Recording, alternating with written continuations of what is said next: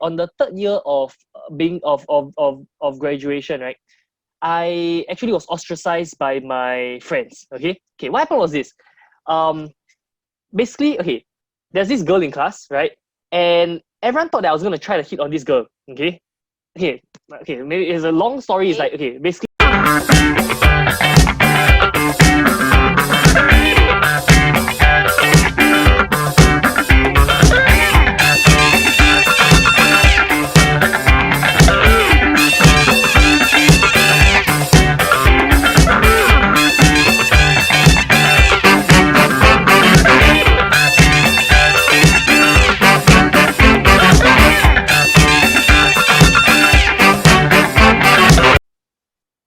Hi everyone, good afternoon. I'm with my coach Alaric this afternoon, and I'm very happy to have the opportunity to ask him to share with us a bit about his success secrets in his business. So Alaric is a Facebook coach of mine, and myself being a seminar junkie, I actually got to know Alaric at a time when I just had a dengue incident, and so I felt that I needed to find a way to reach out to people online as well. A little bit similar to this circuit breaker, only it was my own personal circuit breaker, and it lasted for about a month. So Alaric, was there a point in time, when you had a deeply impactful event that caused you to decide to become an entrepreneur and to actually formulate your vision and mission at such a young age? What actually influenced you? Okay, so I always believe that change happens either because of massive pleasure or because of massive pain. So for me, why decided to become an entrepreneur, right, was actually because of pain. So okay, what happened was this, that I was in, okay, I went to school, right, business school, and when I graduated, right, on the third year of being of graduation, right, I actually was ostracized by my friends. Okay, what happened was this. Um, Basically, okay, there's this girl in class, right? And everyone thought that I was gonna try to hit on this girl. Okay, maybe it's a long story. It's like, okay, basically this girl's my friend, right? But I introduced this girl to other guys who are also my friends. And after that, like because of like some group arrangement and everything, end up they kind of kicked me out of that whole social circle. And they keep saying that, oh, I was trying to flirt with this girl or something like that. Okay, anyway. So basically, um, when I was in class, right, in year three, I didn't have anyone to eat with. I didn't have anyone to talk to. I only had maybe 2 or 3 friends that I could talk to and everything. So I spent most of my year three in just reading books by myself. Because to me, is this: I won't force myself into a group or a social gathering that I won't force myself into it. Okay, it's like if you want to be my friend, you be my friend. If you don't want to be my friend, I'm good by myself, right?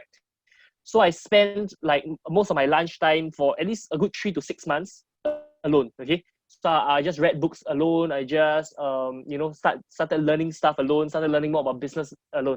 I remember the first book I read when I was in this kind of isolation was this book called scale versus agility, about how big companies like Coke has scale, but small companies like startups, right, have agility, so they can pivot very fast, but they cannot grow so fast.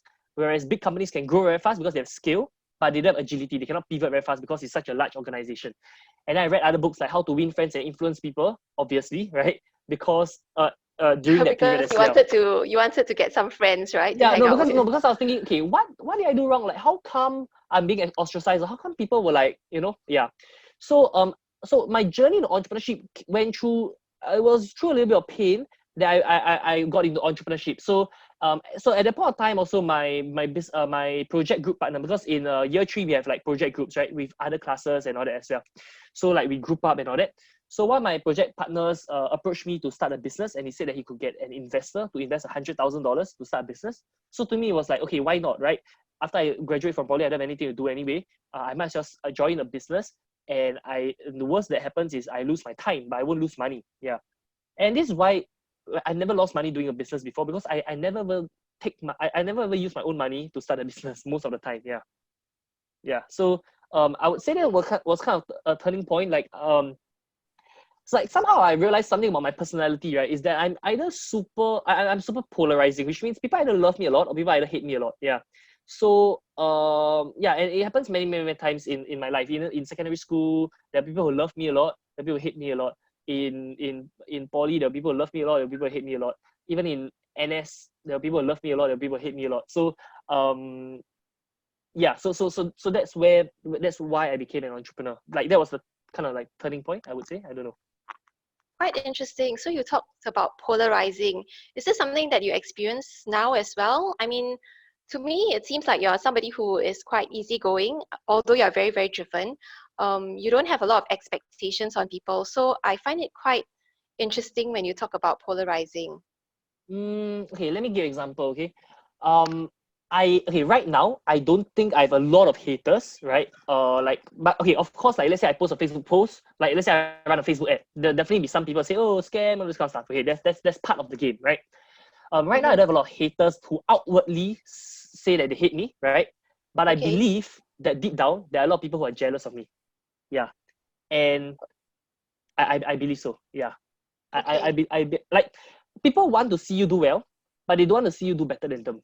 Yeah, and you can write this down. Okay, people want to see you do well, but they don't want to see you do better than them. So I believe right now I don't have much haters because I don't really offend people, right? That's right. Like let's say people wants a refund, okay, I'll give them a refund. You get me? I won't, yeah. So uh I don't think like I have a lot of students. Like I think most of my clients are pretty happy. Most of my students are pretty happy in the whole community because I always believe that so long as I focus on the customer and I over deliver more than what they expect, then uh most likely they'll be happy. Yeah, hopefully. So Yeah. yeah, correct. Yeah, that's quite interesting. So, what drove you to begin your entrepreneurship journey? You always said that, basically, some people actually fall into entrepreneurship because they don't want to work for people. But I Yeah. think yours is a little bit different, right? So how did you actually, stumble into this entrepreneurship journey, or how did you actually make that Mm, decision? Was it okay. Um, I I never okay, how to say? I never wanted to be an entrepreneur because I wanted to be an entrepreneur because being an entrepreneur is cool, right? Like mm, since young, I already liked business. Since like I was in primary school and secondary school, I already started reading books about business and all that kind of stuff, right? So it has been something that I liked since young. It has been like a passion since young. So like when I was younger, when I was 16 years old, my dream was to turn 10 cents into $1 million. So basically, like I take a 10-cent coin, I trade it for 20 cents, 20 cents, maybe I buy a candy, I trade it for 40 cents, 40 cents, I buy a canned drink, trade it for $1, $1, I buy a bottled drink, trade it for 160 or something, and then turn it into $1 million, right? So I was already interested in that. And it just so happens that this skill set is like learning entrepreneurship was something that the market wanted to learn because everyone wants to learn how to make more money. For me, money has never been the main motivating factor for me. But to me, money is a very good gauge. It's like a great report grading card. system, right? It's like Correct. a It's like report card, yeah, right? it's like a report card for me, right? So like for example, okay, I know okay, if next month I make $100,000, okay, that means I know I did okay, right? Or if next month I only make $10,000, okay, I know okay, shit, there's something I didn't do correctly in my business. I need to tweak that to make sure that I hit the income that I deserve to be making again, right? So to me, so money to me is a measure of the amount of value that I put out in the marketplace because we can only Mm, make money by exchanging value unless it's a scam, that's right? right. But Mhm. assuming it's not a scam, we can only make money by exchanging value. So how much of value I've created in the marketplace, so like how much of money I made is directly proportional how much of value I've created in the marketplace. So I look like, but then again, is money like direct correlation to how valuable you are, or money a direct correlation to how successful you are, or something? Not really. For example, are there people who do very well in exams but they're not very smart? Like is grade points direct correlation to intelligence? Not exactly, but Not there's a exactly. correlation. There's a correlation, which Mhm. means somehow people who are more intelligent tend to have higher grades than people who are less intelligent. Make sense? Yeah. Yes, it does. Yeah, I just guess that, in terms of where intelligence is concerned, right? It doesn't really matter if you are intelligent. you don't really need to be very intelligent to be successful. I think it's a different spectrum, so to speak. So like for me, right, I believe that everyone has a gift, and I believe that you are somebody who's very gifted as well. And one of the reasons why you are, to me, I consider very successful is because you have actually been bringing that gift to other people. So what would you say is your gift? And how did you go about discovering and refining this gift to then, bring that value to the marketplace? Got it. Okay, so there's this book called Strengthsfinder, right, by Gallup, Gallup. So it talks about strengths and everything, right? And the main concept about strengths, right, is this, that talents, like that someone's strength, right, is based on their talent times their input. So for example, let's say someone is like, okay, someone naturally has longer arms. So naturally they'll be better at swimming than someone who doesn't have longer arms, right? But if the person who have longer arms put in more effort to like more input and like practice the thing even more, they will more likely become a better swimmer than someone who doesn't have longer arms, right? So so what researchers in Gallup found is that your strength is your talent times your input. So I would say, okay, what are some talents that I feel that I was blessed with would be things like speaking. Like it came very naturally for me. Speaking came very, very naturally for me. For sales, I wasn't born good at sales. So I remember the first time I did cold sales, right, was I did 300 over cold calls and I closed only one sale. That's like a 0.3% closing rate. And I almost gave up sales. I hated sales so much. I didn't hate sales. I hated rejection. I hated people rejecting me. And that's why I didn't want to do sales ever again. But after a while, I forced myself to learn sales again. So sales was something that I wasn't talented in, but it's something that I put in the hours to be good at. Marketing, I would say, is something I was pretty talented. Like capturing people's attention is something that I would say I was blessed with, which means since young I was able to capture people's attention very, very quickly. Like I know how to design marketing copy such that it will attract people's attention. I know how to design images and videos such that it will attract people's attention. So so that I would say is a gift. But of course, like a lot of different skill sets, like, okay, for example, like being able to engineer opportunities out of thin air. Like, let's say I know, okay, this person has this need, this person has this need, being able to connect something like that in a business model that no one has ever thought of before. That is something that I think maybe that was a gift. So like I like to study success as much as I like to study failure. And I like to ask myself, which part, okay, I wouldn't say I'm super successful because right now my goal is to become a billionaire, which I'm nowhere close to my goal yet, right? So success is really based on, it is a relative kind of thing, right? Now, but I like to study success as much as I study failure. And I ask myself, which part of my success so far is duplicable? For example, is speaking very, very duplicable? Can everyone be a speaker? I don't think everyone can be a speaker, right? But can everyone go to Facebook and add friends and talk to them? I think everyone can do that. Can everyone run a Facebook ad? I think everyone can do that. Can everyone learn how to call and sell over the phone?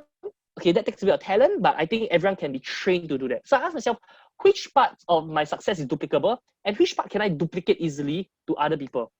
Yeah, correct. Okay.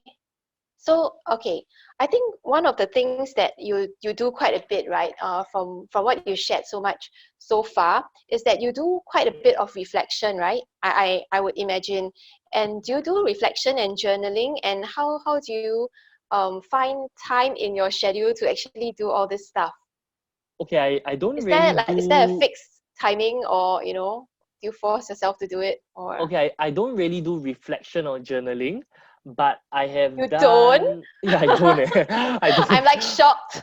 Yeah, I don't. But I think it's a good. I think it's a good habit to have. Just that maybe I haven't picked up the habit. Like of course, like no one's perfect. Like there are certain habits It that I haven't picked up. consoles For me. It example, consoles me. yeah, no. Like for example, I don't like I used to watch my diet. Now I don't really watch my diet. I used to exercise. Now I don't really exercise. Yeah, okay, but I'm not saying that you shouldn't. I'm saying that you should, just that I don't do it. But I do reflect a lot. So for example, every time I finish a sales call, I'll ask myself, what did I do well? What could be improved? And what's my action plan? I always ask myself these three questions every time I do something. Okay, what went well? Okay, so What went you all can well? write this down. What went well? What Okay, could be what went well? improved? What an could be action plan. improved? And what's the So, action plan? so for example, let's say if you're talking about let's say if you're talking about let's say when I do a seminar. So after a seminar, I ask myself what went well, what could be improved, what's my action plan. After I do any sales call, I'll ask myself that. After I do like basically anything, I'll ask myself these three questions so that I keep improving. Because I always believe in this thing called the ultimate success formula, which means okay, first I have a goal, right? I have a target, right? Then I form a strategy, and then I take action, right? And if I fail, I do that's considered failure, right? That's considered feedback. So I change my strategy and I take action again. If I fail, I change my strategy, I take action again. So long as I keep doing it again and again, right? After a while, I'll perfect my craft, and the action I take will lead to success. Make sense? Yeah. Yes. So yeah. Okay.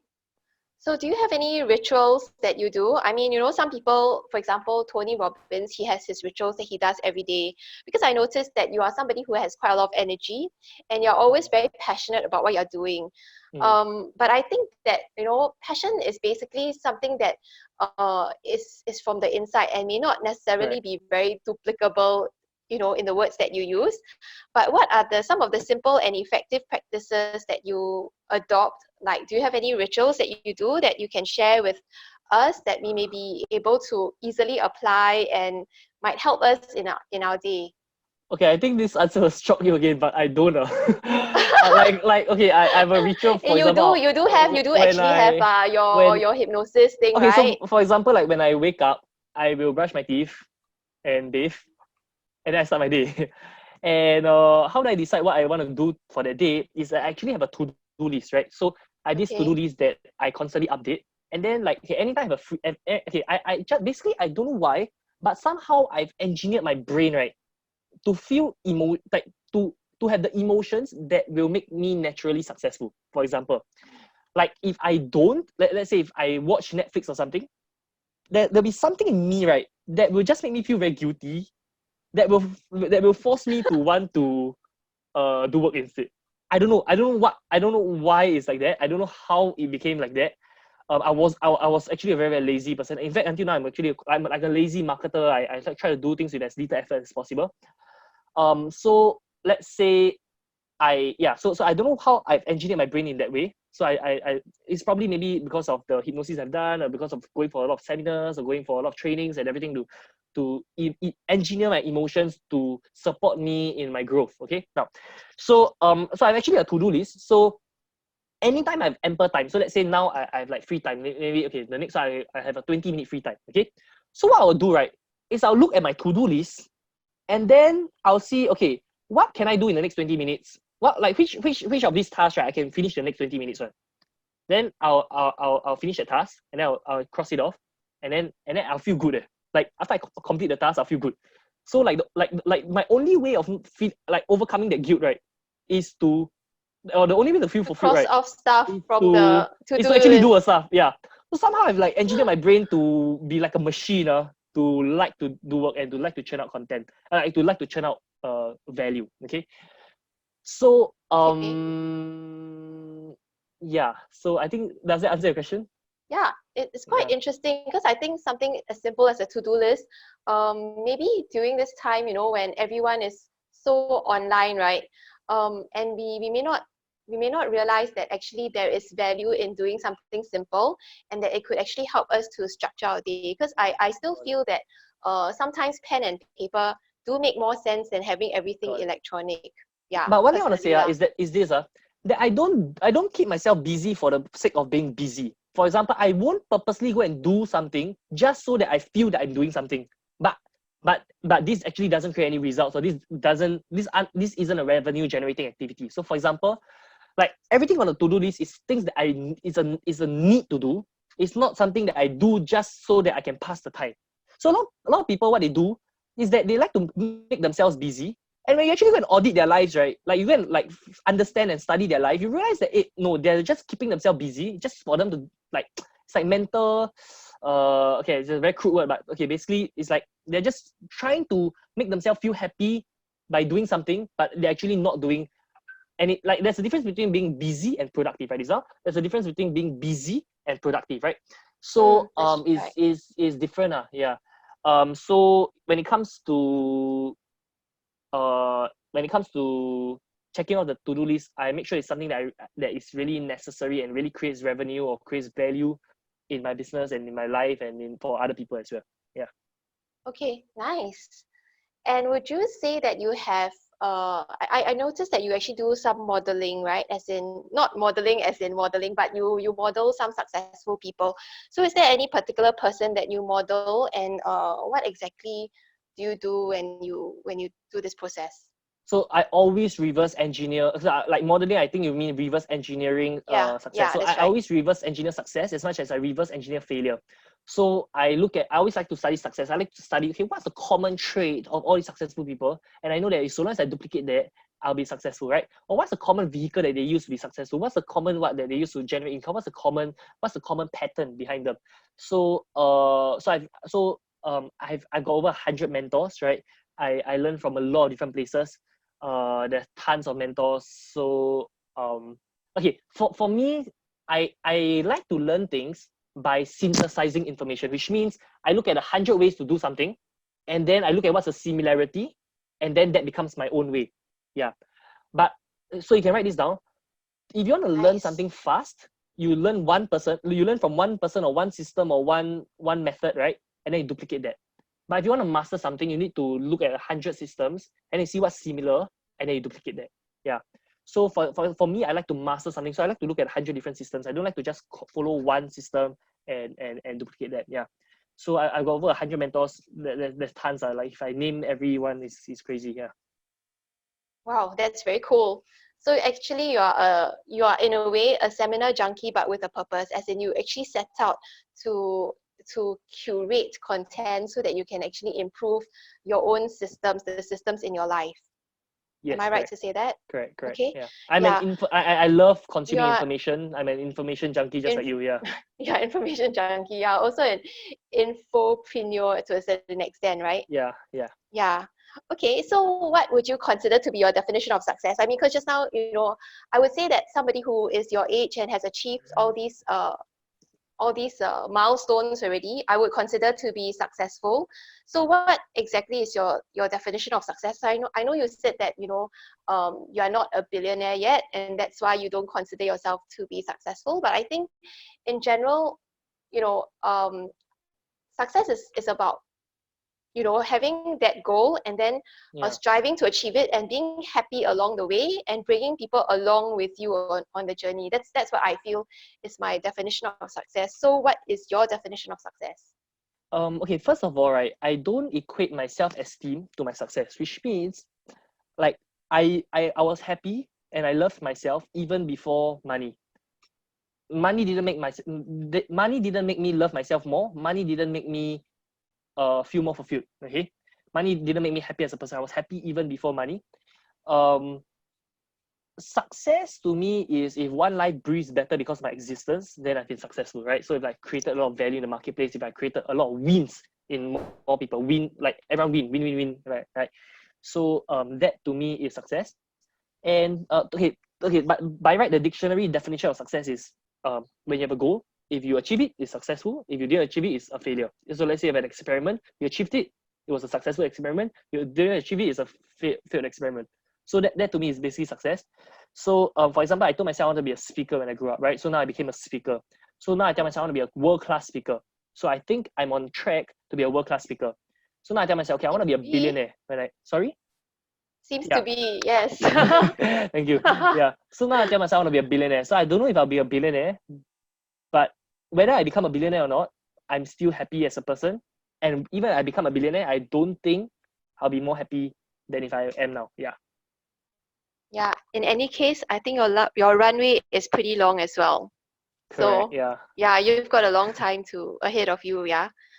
So okay, so what are the tips that you can give to some people, the people who are like listening in, as to what they can do practically now to equip themselves for the new world and the new normal? I think there's a lot of things going on right now. Mm, There's a lot of uncertainty. People are feeling stressed, and people are also feeling a certain level of not being able to connect, even though we are so connected, if you know what I mean. So mm-hmm. what are the practical things that they can do that will actually help to take them out of this circuit breaker period and actually improve their lives in a very tangible way, if they were to spend this time productively doing something for themselves? Okay, let's talk about sales. How do you continue to sell during a circuit breaker, right? So we have to reverse engineer and see, okay, how are sales made during a circuit breaker? Like if someone's staying at home, what are the ways to sell to them? Okay, only a few ways. Number one, you do a call to close them. Either a call, a video call, a Zoom call, a call to close them. Or number two, you do a live webinar to sell, right?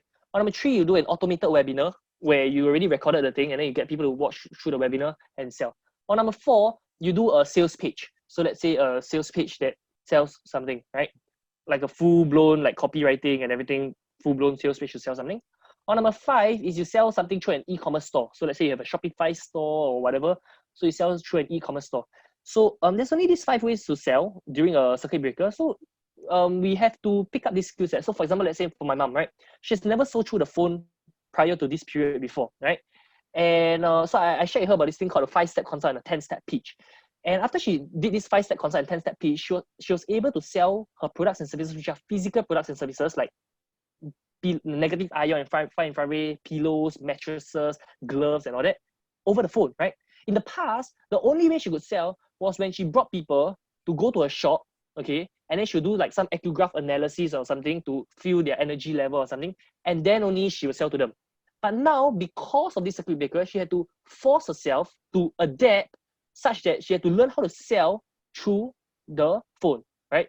So you got to pick up these skill sets. Either you sell one of these 5 ways, or you partner with someone who can sell in one of these 5 ways and you generate traffic for them. That's the only way you can sell something during this circuit breaker. Yeah. Okay. So now that things are so uncertain, right, it's always better to pick up one more skill so that, in case there is a need, you can actually go into a plan B, right? Correct. Okay. Wow. I think, seriously, there's really a lot of things to learn from you. And I think the session can like go on forever, right, if you were to continue. Yeah. Yeah. But, I think essentially, I've gotten a lot of value from it. And I hope all of you who are listening in also have got a lot of value from it as well. So for those of you who feel that, you'd like to connect with us, do either reach out and connect with either Alaric or myself, and so that you can find out a bit more about how you can actually learn the 5-step consult and 10-step pitch if sales or marketing is something that you want to actually get yourself into during this period. Yes. Yeah. Is there anything else, any last words that you have for those who are listening in? So if you want to find me on YouTube, you can just search my name, Alaric Ong, Alaric space ONG. Facebook, Alaric Ong. Instagram, ALARICONGG. And my website is www.alaricong.com. If you want to find out any about my programs or anything, you can look for Audre, right? She can share more with you. And yeah, I hope all of you become successful, because your success is my success and my success is your success, right? You don't have to lose for someone else to win. Everyone can win together. You don't have to win, like the other people don't have to lose for you to win. Everyone can win together. Like when you learn marketing, when you like, why I want to teach people about marketing, why I want to share about marketing is because I know that when I can share this gift with more people, when more people are allowed to share their message, to share their story, people like you who have a story and a message to share, which I'm sure is you have a message deep within you that you want to share with the world. And if I can help you to share this message through marketing, right, I think that the world will become a better place and we can create a world where everyone wins. Yeah. Yes, back to your mission, right? Yeah. Creating a world where everyone wins. Yeah. Okay, so thank you so much, Alaric, for your time.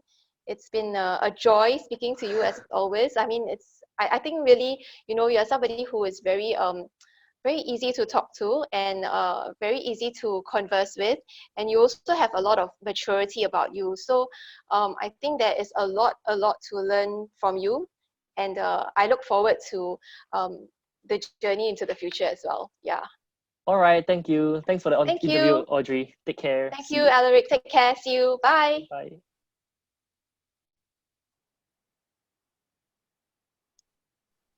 I raised $50,000 in 15 minutes. If you knew that skill, what would I do for you and your business?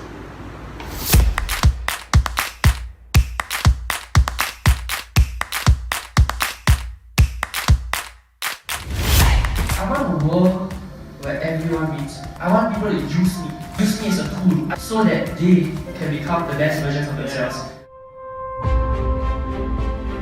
Your success is my success, and my success is your success. When I die, it doesn't matter to me how many people show up for my funeral. It doesn't matter to me how wealthy I'll die. It doesn't matter to me.